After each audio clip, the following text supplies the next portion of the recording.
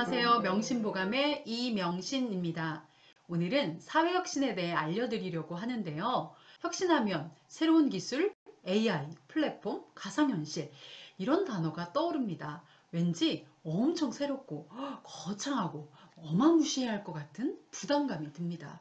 최첨단 기술이 없이도 간단한 아이디어만으로도 세상을 바꿀 수 있는 방법을 알려드리겠습니다.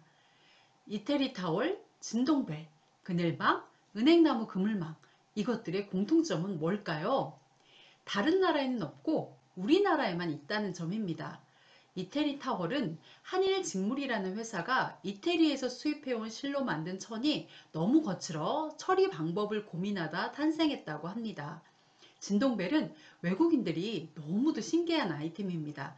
식당에서 자기 자리에 앉아 서빙하는 사람을 부를 수 있고 커피를 주문한 후 진동벨이 울리면 커피를 받으러 가면 됩니다.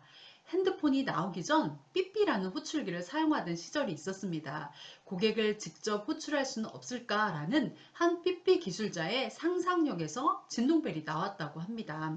그늘망이 등장한 것은 그리 오래되지 않았습니다.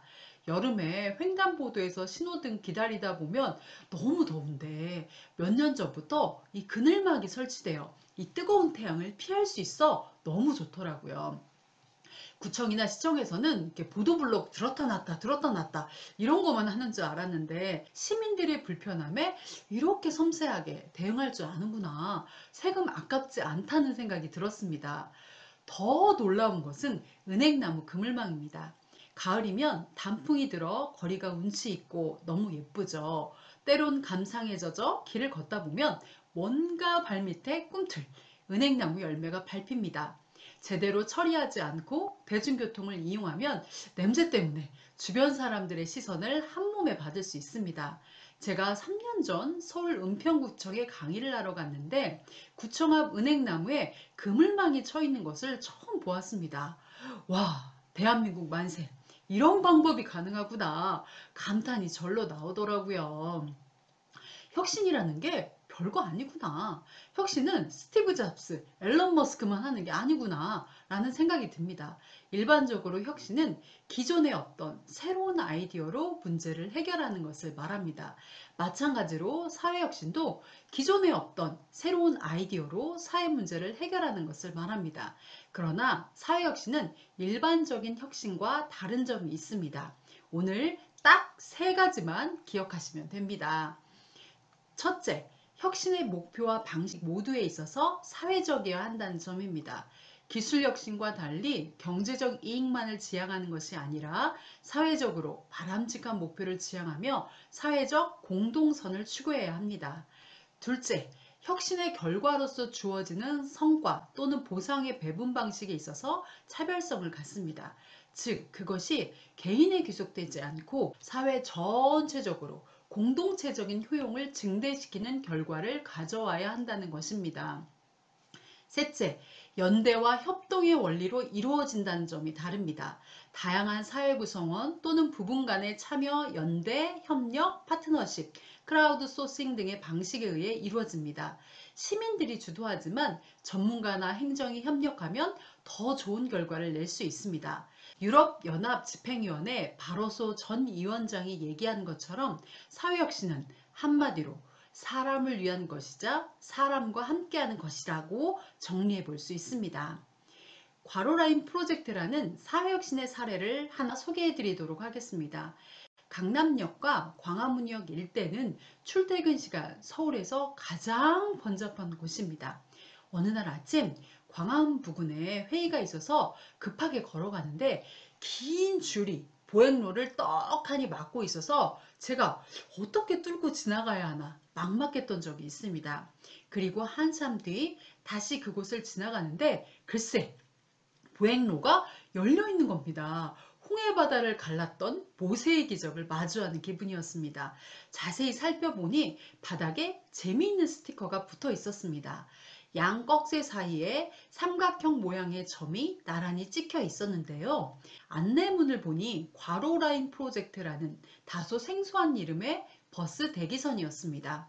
와, 괄호라인 하나 그려 넣으니 복잡했던 문제가 너무도 쉽게 해결되었습니다. 나중에 알아보니 이 대기선은 보행로를 확보하기 위해 서울시와 광운대학교 공공소통연구소가 함께 설치한 스티커라고 합니다. 평소 이 정류소는 버스를 기다리기 위해 길게 늘어선 줄 때문에 길을 다니는 사람들의 불편이 제기되고 있었습니다. 괄호 스티커를 붙이자 자연스럽게 양 꺽쇠 사이가 보행로가 되었습니다. 스티커 보행로가 생긴 이후 승객들과 보행객들의 불편은 크게 감소했다고 합니다. 괄호라인 프로젝트는 엄청난 첨단 기술이나 큰 비용을 들이지 않고 재치 있는 아이디어 하나로 사회 문제를 간단하게 해결했습니다. 공동체가 누리는 사회 전체적인 효용은 매우 큽니다. 중요한 것은 그러한 아이디어가 어떻게 나오느냐는 것입니다. 헝가리의 철학자 아서 캐슬러는 그에 져서 창작의 예술에서 창의적 과정은 이연 현상이라고 강조하였습니다. 즉, 서로 관련이 없는 두 가지 사실이나 아이디어를 하나의 아이디어로 통합하는 과정이며, 따라서 창의적 과정은 전혀 새로운 것을 창조하는 것이 아니라 관계의 창조다라고 주장합니다. 도로나 보행로에서 우리는 많은 교통 표시나 안내 라인을 발견할 수 있습니다. 대표적으로 횡단보도가 있죠. 괄호 라인을 그려 넣는 것은 전혀 새로운 아이디어가 아니지만 버스 대기선에 괄호 라인을 적용한 것은 새로운 창조, 혁신이라고 할 수 있습니다. 더 근본적으로 사회혁신의 아이디어는 세상과 사람에 대한 관심에서 나옵니다. 누군가의 불편함에 관심을 기울이는 누군가가 이러한 해결책을 생각해냅니다. 그리고 함께 문제를 풀어갑니다. 이러한 측면이 일반적인 혁신과 사회혁신의 가장 큰 차이라고 할 수 있습니다. 사회혁신, 생각보다 어렵지 않네요. 누구나 일상의 사회혁신가가 될 수 있습니다. 여러분이 가진 참신한 아이디어를 더 좋은 사회를 만드는데 아낌없이 보태주세요.